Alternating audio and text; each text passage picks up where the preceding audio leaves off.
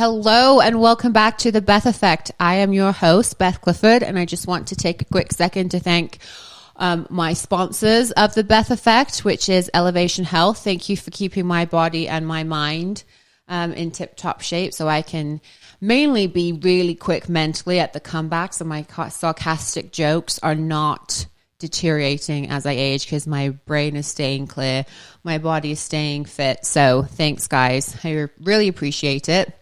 Today's podcast is on manifesting, and I know that there's so many podcasts out there and books out there on it. And so I'm not going to belabor the point of what manifesting is, but I just do want to kind of touch on three parts of it, which is number one, the clarity behind manifesting, two, the action behind it, and then three, the self-respect piece behind it. And just kind of touch on those to make it a lot more applicable to our lives. And I also just have to say that I started recording this about 5 minutes ago, and for the life of me could not pronounce applicable. So I'm going to just say it one more time. Applicable. Wow. Thank you, Elevation, for keeping my brain clear so I could get that word out. So, okay. I'm diving right into it.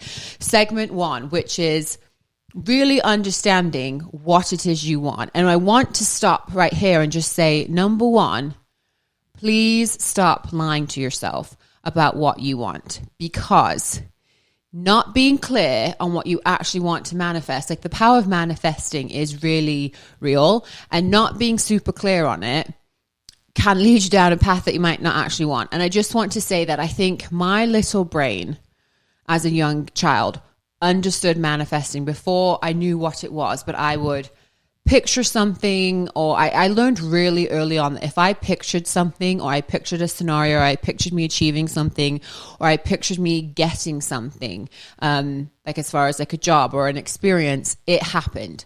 I learned this really early on. So I was manifesting things in life before I even knew what the hell I was doing. And even as an adult, I remember I would sit. So for example, when I was finishing college, I worked in retail as a retail manager, and I was on my feet all day. And so I used to dream of having my own office, not a cubicle. I just really wanted a job with my own office. So then once my degree came, I had jobs in different cubicles for a while. And then I got approached by one of my favorite people on this planet, my old mentor, but she approached me and was like, hey, we want to make you a corporate recruiter for this sales company. Could you come interview all these things? Did. Guess what? I got a big fancy office on the main floor check-in of the building, and I loved it. But I also didn't spend the time manifesting what kind of company it would be, what I would actually spend my time doing. And I started thinking, gosh, my husband's in med device. I would really love to be a med device rep one day. And lo and behold, a year later, a family friend referred me into the company I'm in now. I started out in their retail sales division, moved over to their capital equipment, and then lo and behold, one day became a med device rep. And I remember thinking, gosh, I remember when I would say I would just love to be a med device rep. I remember sitting in my first national sales meeting and watching the of the years go up on stage and think, gosh, one day I'm going to be an of the year. And I have professionally for the last 3 years in a row. And I would always think, gosh, what would it be like to do this? Or what would it be like to do that? And I noticed that those things would start to happen, but I was never clear. I have never been really radically honest with myself about why I want those things. Why did I want an office? Well, it's because I didn't want to be on my feet. That wasn't enough. So then, the universe provided, but it wasn't all the things that I wanted it to provide. And so what I'm saying is, number one is you can't manifest what you don't want. So if you're chasing the wrong goals or living for validation, it's really hard to manifest that. I wanted to give you an example.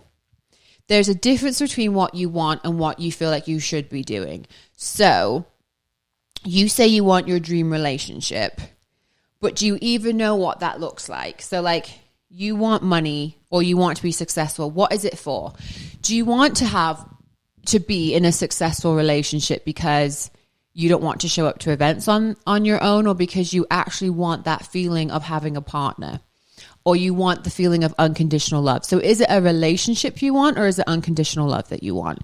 You want wealth. Do you want wealth because you want to feel validation from others and you want the respect, or do you want wealth because you want freedom of time? So my first challenge to you when you start writing down your goals is start to question, here's the thing I want, but why do I want that? You want a new house. Why? What is it about the new house that you want? Is it a place of peace? Is it a place of like open space? Is it a backyard for your children? Like, what is it about the new house? Because if you're not clear on that, then it's going to be really hard, because you could get a new house and then you're like, oh, wait, that's not what I wanted.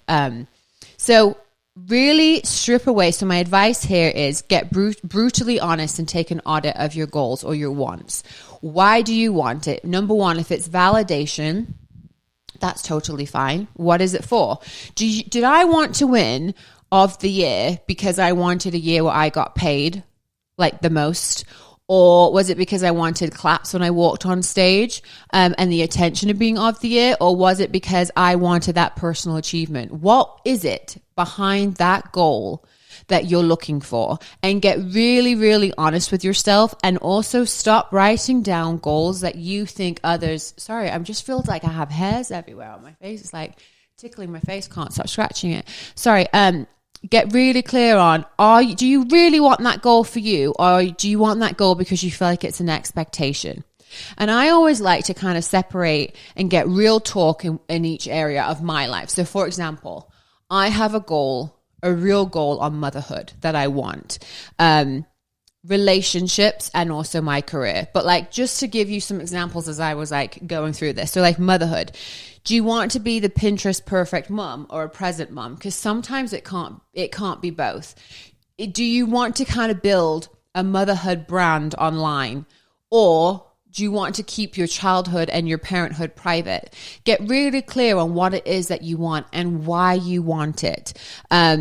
Because really the biggest takeaway of this section, number one, why you need to have clarity on what you're wanting to manifest, is you just cannot manifest a lie.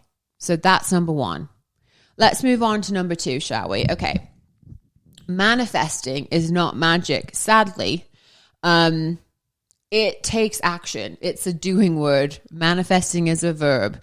So it just says in my notes here, I just put, you're not waiting on the universe. It's waiting on you. It's waiting on you to set that intention and then actually take action to make it happen. So for example, I'll share with one of mine. I have a goal to be a calmer mum this year. That has been, I'm trying to manifest it. I'm doing my best to just have a little bit more of a calmer presence, not to lose my temper with them, to be more patient with them. If I just had that as a goal and then I just like sat around doing nothing, it's just not going to happen, is it? Like, I have to start putting action. I have to start eliminating the things that make me not calm. I have to start verbalizing, hey, when I come home and all of your shoes are left by the door and I'm stumbling over them and I can't even open the garage door, instantly I'm not calm. Can we make this a goal? Like, it takes action. It's a doing word. You have to start working on it. And also you want to be aligned with that action. Keep coming back to like, what is your original goal? So like relationships, you want a healthy, committed partner. You want to feel unconditional love. Are you still entertaining absolute nonsense out there?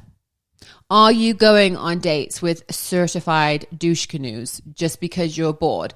How on earth are you going to meet unconditional love or the love of your life if you keep settling for absolute garbage that hasn't worked for you before? So you have to take steps, set boundaries, and work towards and have confidence in the fact that it will come, but you have to do the work to have it come. And then career-wise, like I've had this, I always have had every year, I've had, wow, say that more, Beth. Each year at the beginning of the year, I set a career goal. Most of the time, it's a certain dollar amount I want to earn, or it's an achievement I want to get.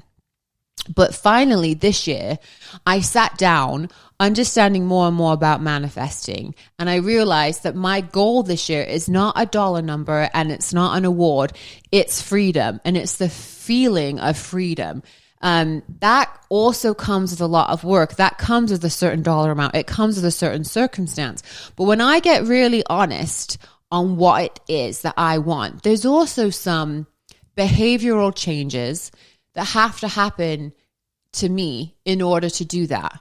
Is like, do I have to make every single conference and every single conference call that's set up? No, I can also set boundaries too and slowly give myself freedom, give myself purpose, stop spending on wasteful stuff. I mean, there's action towards that goal, and you start behaving like you're the person that's already achieved it. So they always say, dress for the job you want.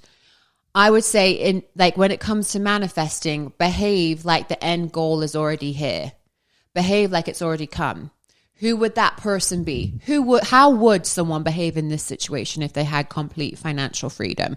How would a mother behave in this situation if she had completely controlled her temper and patience and was a really calm mother?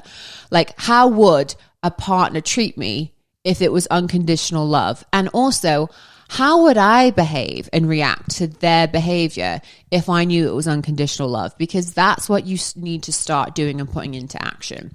So the hard truth here and the takeaway for segment 2 is, if you're not taking action, you're not manifesting. Just a wish. I'll say it again. It's like putting in an order for Amazon Prime and expecting it to show up, but that is actually not how the universe works or manifesting.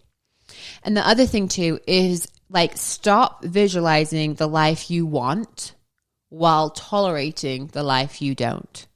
So if you're working towards a new goal, stop putting up with the shit that's prevented you from getting there before, that's made you unhappy, that's held you down. If you're visualizing something better for yourself, stop tolerating absolute garbage. And then moving on to segment 3, which is the mindset shift. That this is a piece that I think has been really hard for me, and also I think oftentimes can be missed when it comes to manifesting. We get a lot of vision boards, we get a lot of visualize it, smell it, dream it, taste it, whatever. But at the end of the day, your mind has to shift to be able to welcome it. So you need emotional detachment to the things and your life as it was, and then have an unshakable belief that what you're manifesting will come. And that is very difficult to do, and it takes practice. And like I said, it's a doing word. But here's what I want to say about this, and it might sound a little bit harsh, but stop acting desperate for the next life that you want, or to manifest this next life, because what's meant for you will be. The life that's meant for you is coming. So don't act so desperate for it. Don't act so needy. Be patient. Don't settle. Oftentimes we're like, okay, I want this, so I'll just take I want a different job, so I'll just take the first job that comes my way. And it's not quite the right fit.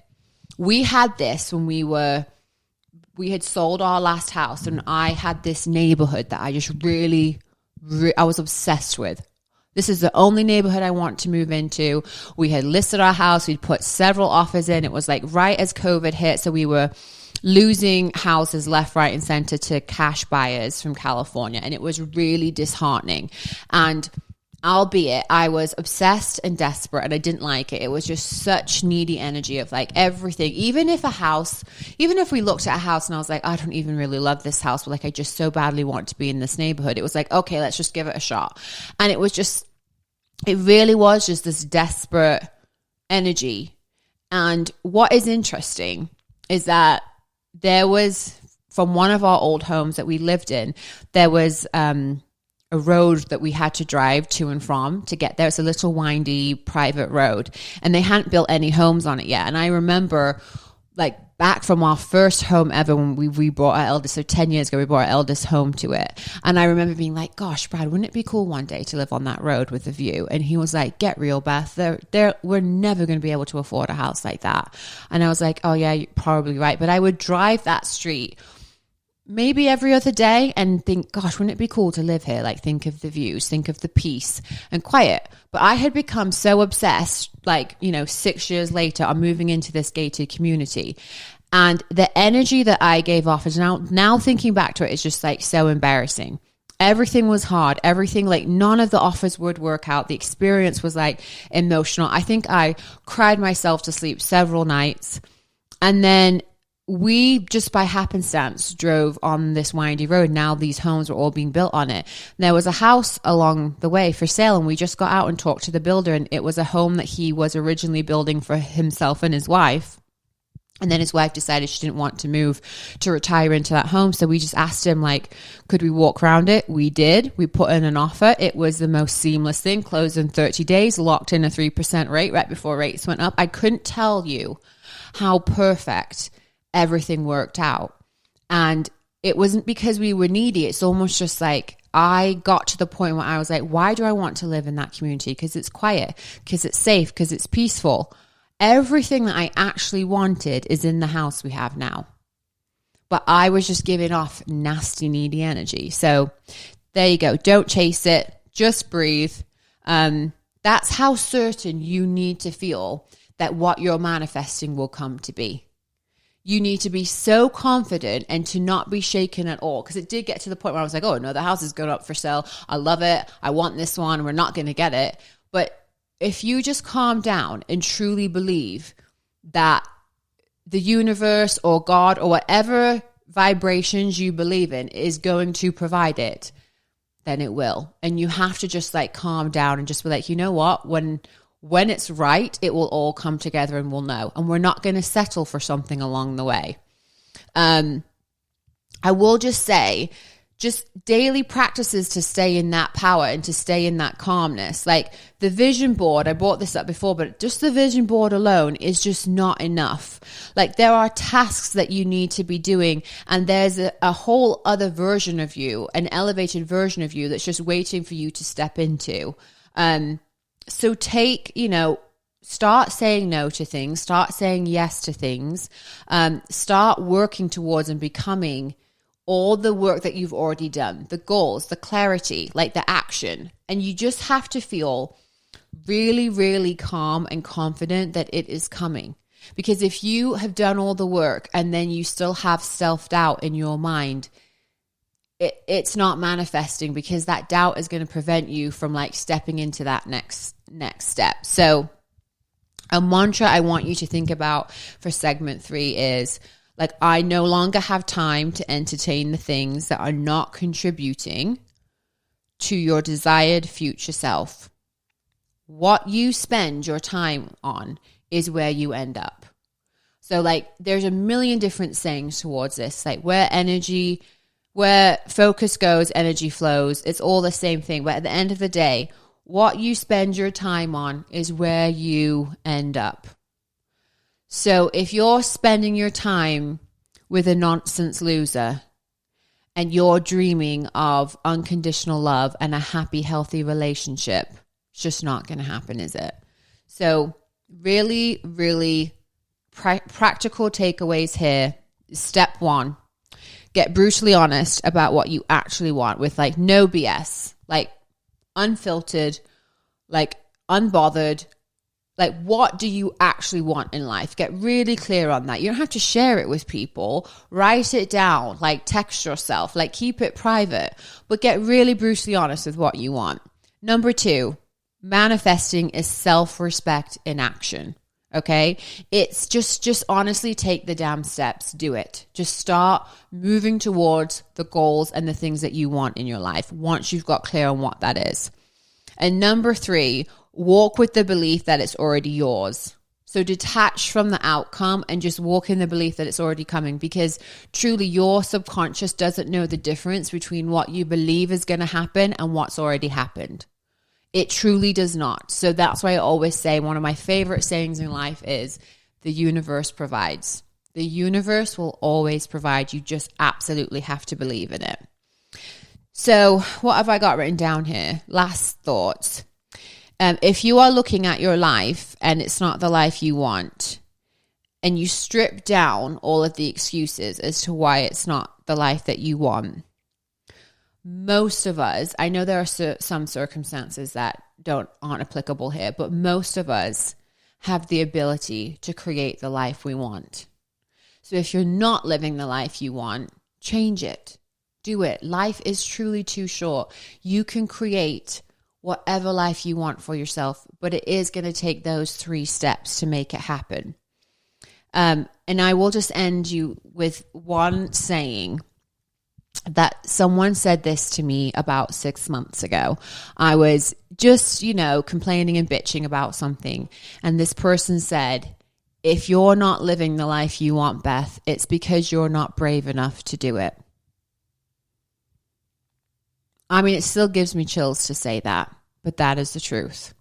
And getting clear about what you actually want, taking the steps to get what you want, and having an unwavering belief that you will get what you want is how you simply manifest. If I should put that on 3 sticky notes, that's what it would look like. So there you go.